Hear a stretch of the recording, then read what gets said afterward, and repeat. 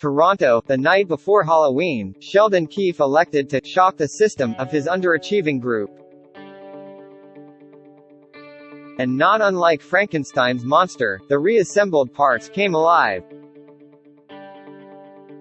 At least in the offensive zone, the Toronto Maple Leafs coach pulled a rare trick out of his bag, scrambling his top four defensemen, busting up his go-to shutdown pair, and sitting a healthy Justin Hall in favor of Timothy Liljegren.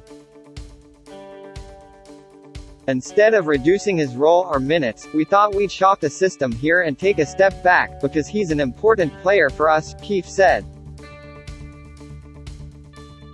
I haven't made any guarantees about whether he's going right back in. We'll see how he plays. Toronto's much improved defensive effort of 2020-21 has yet to find its groove in October. And although the Leafs routinely outshoot their opposition, the odd man rushes and easy net access they surrender is concerning enough to bench a player they protected in the Seattle expansion draft. So, a message was sent, and the experiment yielded success. Though far from perfect, the refreshed blue line duos and a breakout game by the Alexander Kerfoot-John Tavares-Mitch Marner line secured Petr Mrazek his first victory as a Leaf, 5-4 over his former employer, the Detroit Red Wings.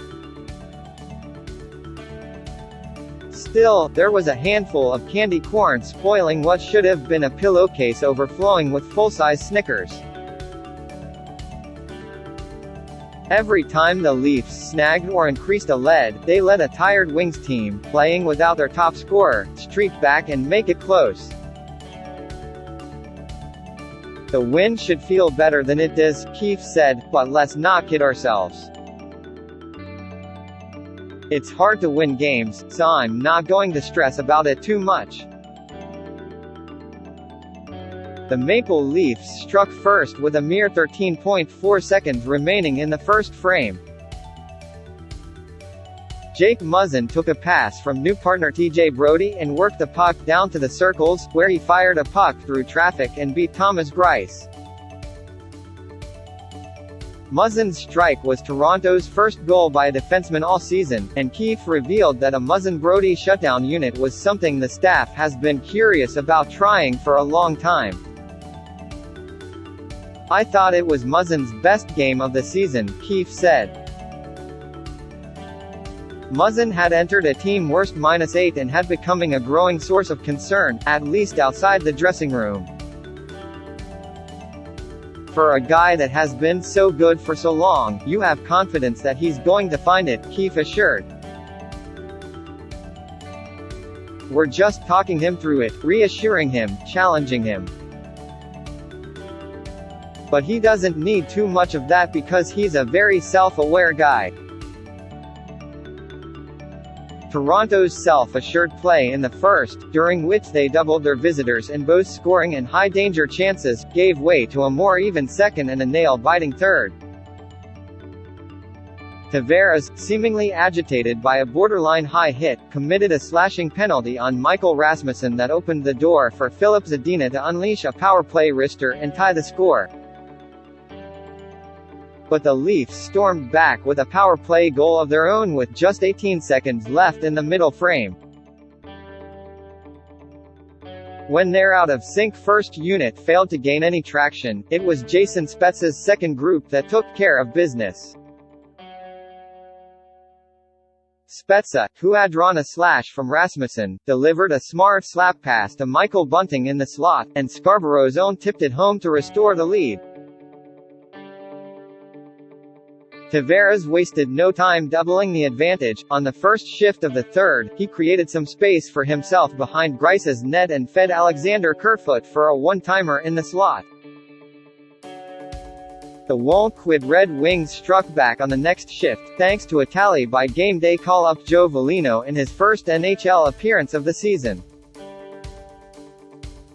But Kerfoot returned the favor to Tavares on a pretty 2-on-1 rush, and the captain made no mistake, bending the twine and registering his third point of the night.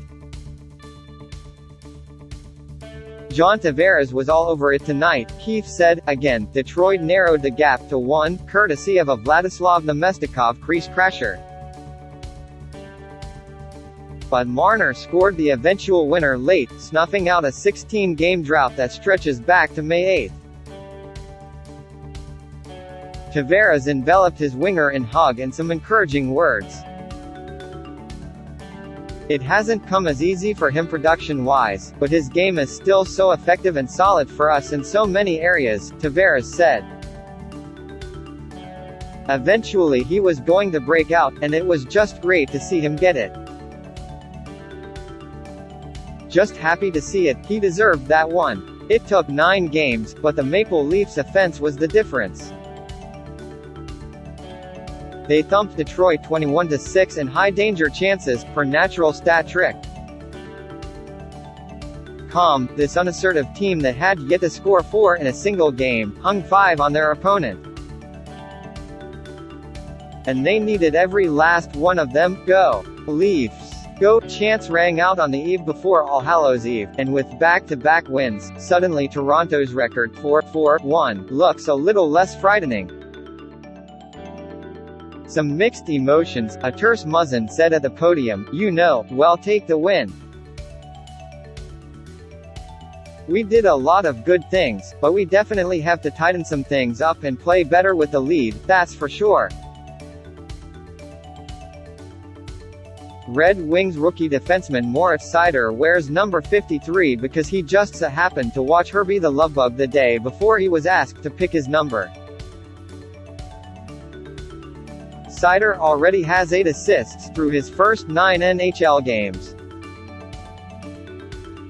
On Saturday, he killed penalties, teed up Zadina on the power play, and finished a +1 in 22+ minutes. This after logging 26+ minutes Friday. This 6'4" kid is a blast to watch. He has poise well beyond his 20 years of age. Rasmus Sandin has thrilled his parents, Patrick and Helena, flew over from his native Sweden this week to take in all 5 games of this homestand. Patrick religiously stays awake from 2 a.m. to 5 a.m. to catch his son's games live. Rasmus says Patrick gets more nervous than I do for puck drop. Grand Rapids Griffins leading scorer Joe Veleno carpooled all the way from Michigan with GM Steve Yzerman.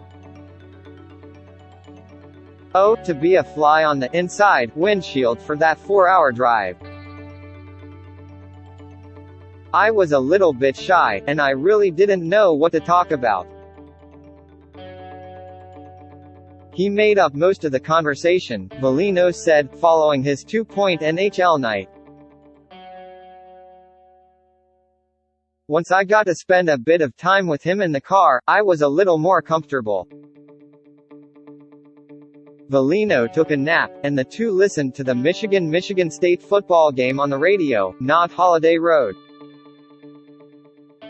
It definitely means a lot to drive with Steve Yzerman. I guess it's a story I can tell in the future. The Red Wings fell to 0-2 in Canada, where leading scorer Tyler Bertuzzi is unavailable to play because he is not vaccinated against COVID-19. Prior to puck drop, Keefe showed his players the viral clip below of the Red Wings selling out on shot blocks in desperate attempt to stay in their battle against the undefeated Florida Panthers Friday. The Wings nabbed a loser point in that one. A really quick snapshot of the type of mindset that Detroit has, Keefe said. That sense of urgency, they're competing at a very high level early in the season. Short-lived Maple Leafs center Mike Amadio, 0-0 and 3GP, got scooped off waivers Saturday by the Vegas Golden Knights, marking the second depth forward Toronto has lost to the wire in this young season. Adam Brooks, Montreal. Amadio didn't need to catch a flight, the Knights were already loading their gear into Scotiabank Arena as the buzzer sounded on the Leafs-Wings game Saturday.